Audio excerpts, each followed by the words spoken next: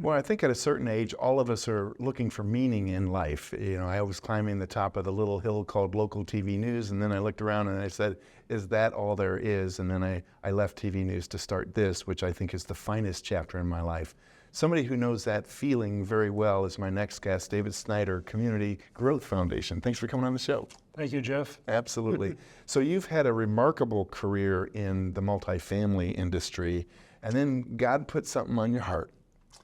Yeah, I've been in multifamily real estate for 41 years, since 1982.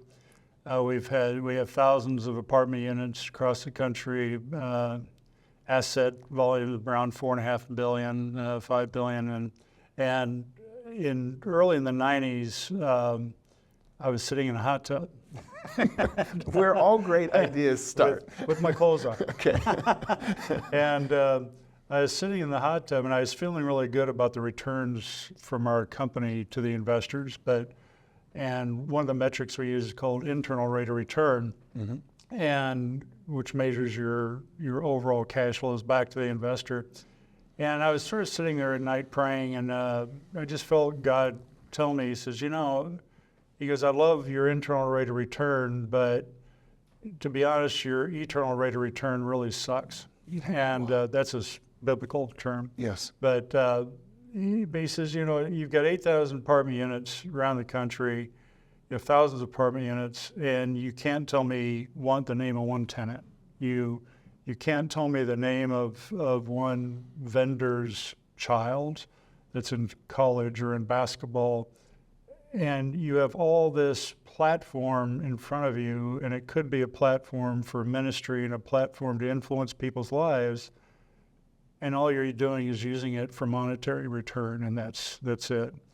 And so that started a 30-year journey of us really trying to create community and change the lives of people that live within our communities. Surgeon General came out last year with a report that said that isolation and loneliness is at epidemic levels across the U.S., and we're seeing that in multifamily. What many people don't realize is that 37% of our population now lives in multifamily, a huge amount. And there's a huge amount of millennials that live in multifamily, boomers, and some Gen Zs, and there's no community. They're suffering from isolation and loneliness. So what we are doing is creating a foundation that is moving out with 4 different objectives to help proliferate community. And I might add, the community to us in the United States is personal wholeness. It's something that can easily be misinterpreted, but personal wholeness in community to us is influencing people to be the best they can physically, to be the best they can spiritually, to be well-balanced emotionally, to have great relationships, and to increase their financial education and to help them professionally. And that, as a whole, in multifamily real estate, is what we try to influence owners and residents alike to a point of personal wholeness. But we try to identify where people are going to live, and then we start buying apartment communities in the path of that demand because that's where their needs are. And we're trying to encourage owners and ourselves to own real estate as a platform to influence people's lives to a more healthy level. Sure. And in our first objective, we're raising a fund that's $1.5 billion in size. It's going to be in 10 different cities, 20,000 units across the country, and with the objective of using these properties as a platform for good community. And these are communities at every income level, from workforce housing to upper income in that area. But those properties will be used as a platform. The second pillar there that we're doing is we're creating multi-housing outreach programs in churches across the country. We are teaching churches to go out and affect people in their communities and include them in their community, help them, teach them affect them socially, affect them from a relational standpoint in those communities, and provide community services and influence in those communities. The third pillar there that you see that we are doing is we are writing a curriculum and developing a faith-based property management curriculum where people can get a 4-year degree and be certified in property management that puts the tenant first, puts the resident first, creates a community and personal wholeness. We are in collaboration with several different faith-based universities across the country to provide a degree program in this area, and to also provide certificate programs for outstanding professionals in this area to be certified in points of excellence in real estate management. And then the fourth pillar that you see up there on the slide is conferences and workshops and mentorships around the country, where we are going in and we're teaching owners and investors on how to own real estate with impact. The goal is impact investment, to impact people's lives and to influence them. You know, we want people to feel like their lives are better because they've lived in one of our communities, and we are encouraging other owners and other investors to do the same thing. When I say impact and as a platform for influence, it's when you're in every day, when you're managing an apartment community, you're earning the right to be part of people's lives.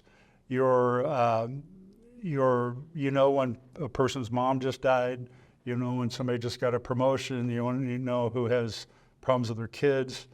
You live with them on a daily basis, and if you look at this as a calling and a purpose, you are earning the right to be able to speak into their lives. And then when life happens, you are there to be able to make an impact in their lives. When Hurricane Katrina hit, during that time, we owned several thousand apartment units in Houston, and we had an opportunity to deal with people in their lives because they were hit by the Katrina hurricane, and to meet their needs, to deal with them. We had apartment communities in Memphis where we had a massacre where a woman killed 4 out of her 5 children with a butcher knife, and it was just terrible. And there's a high-end community, golf course community, and created national news, the whole bit. And we were able to go in to that community and just love the people, support them. We brought in what we call CARES teams. We have CARES teams that work with us into the community, and we brought the church into the community to help people, to comfort them, to deal with them. And it greatly impacted people's lives. We have a couple thousand units in Las Vegas. We had several people shot during the Las Vegas massacre there. Yeah. And I'm sorry, thanks. The needs of the people changed when life happened. But because we handled our real estate management in such a way and our ownership in such a way, we had already earned the right to speak into their lives, and some of our CARES teams that earned the right to speak into their lives. And it gave us that ability to have impact, and it's something that has just meant the world to us. And we enlisted many churches and nonprofits to do the same thing with these communities. And we've literally had, in churches, we've had some garage mechanics in churches. When I ask them, what ministry are you guys involved in? They go, well, we're in multi-housing ministry. So what does that mean to you? They go, well, 2 Saturdays a month, we go out to these 6 apartment communities and we fix all the single moms' cars free of charge. Wow. And that kind of service really, it impacts the life of the resident, but it also impacts the life of the people in the churches and the nonprofits that are doing good, and they're trying to help and impact people's lives. Wow, you're really leading a movement. If somebody's moved by this and they want to get involved, how can they get involved?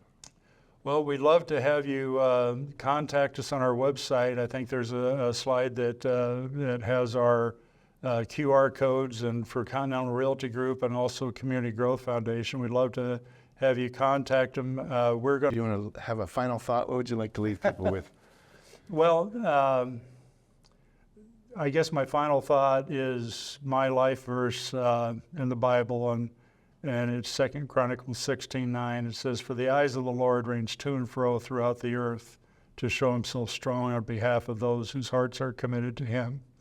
And you know, I felt in my own life, God took me to a point of success and moving on to significance. And that's what we want to encourage people to do, is to really live a significant life where they can affect the lives of other people and get to a point of wholeness.